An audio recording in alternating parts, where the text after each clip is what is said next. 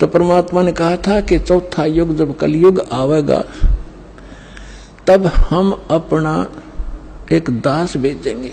अब वहां काल के सामने परमात्मा ने कहा कि हम अपना दास भेजेंगे।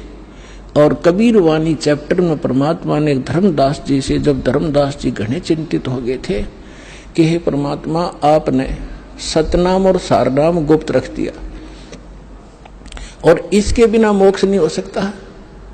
आपने मुझ किंकर के ऊपर दया करी दास पे, और 42 वंश भी पीढ़ी बख्श दी, मेरी वंश चलेगा। तो हे परमात्मा, सारनाम और सतनाम बिना पार नहीं हो सकते, तो मेरे बच्चे कैसे पार होंगे? ऐसे कलेजा पकड़ के बैठ गया। परमात्मा ने सोचा भाई ये घना दुखी हो गया। तो परमेश्वर ने कहा कि सुन ले, काल ने क्या कहा था, 12 पंथ करूं मैं साजा, नाम तुम्हारा ले करूं आवाजा। 12 पंथ नाम जो लेगी, हमरे मुख में आन समोही। जाओ जोग जीत संसारा, जीवन मन कहा तुम्हारा। जीव तुम्हारा कहा न माने, हमारी ओढ़ हो बाद बखाने। अब इतना समय नहीं रहा, मैं वो सारे प्रमाण आज नहीं दिखा पाऊंगा आपको कि 12 पंथ कौन कौन से हैं। तो 12 पंथ, 12वां पंथ गरीबदास पंथ बताया है, लिखा कवि सागर में। तो परमात्मा ने कहा तू चिंता ना कर धर्मदास, जब 5500 वर्ष कलयुग बीत जाएगा तब या बिचली पीढ़ी आवेगी, और बिचली पीढ़ी तक यो ज्ञान और तत्व ज्ञान और सतनाम सारनाम कति गुप्त रखना है, नहीं तो काल के दूतों का हाथ लग जाएगा, मेरा सारा मिशन खराब हो जाएगा।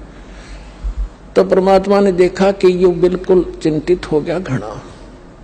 तब परमेश्वर ने कहा धर्मदास, जब साची बताऊं तेरे ते, तब धर्मदास ने कहा कि भगवान आज कितना अच्छा समय है, कलयुग स्टार्ट है सन 1398 में और 1512 तक है, और आज भी लोग ना मानते, और आप कह रहे हो आगे तो भयंकर कलयुग पैदा कर देगा, काल ऐसा जुल्म कर देगा, हाहाकार मच जाएगी, इंसान कृतघ्नी हो जाएंगे।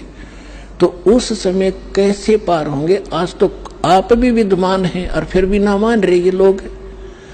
तो परमात्मा ने कहा जब 5500 वर्ष कलयुग बीतेगा और बर्मा वंश चल चुका होगा इस काल का, यानी गरीबदास पंथ तक, तो उस बार में पंथ में मैं आऊंगा स्वयं, और फिर सभी पंथों को खत्म करके एक पंथ बनाऊंगा, और सारी सृष्टि मेरा ही नाम लेगी। तेरे 42 वंश क्या सारी सृष्टि न पार करूंगा धर्मदास, इन 42 की तो चिंता छोड़ तू। तब उसका दिल डटा था, और काल के सामने परमात्मा ने थोड़ा सा भेद रखा कि मैं अपना अंश भेजूंगा।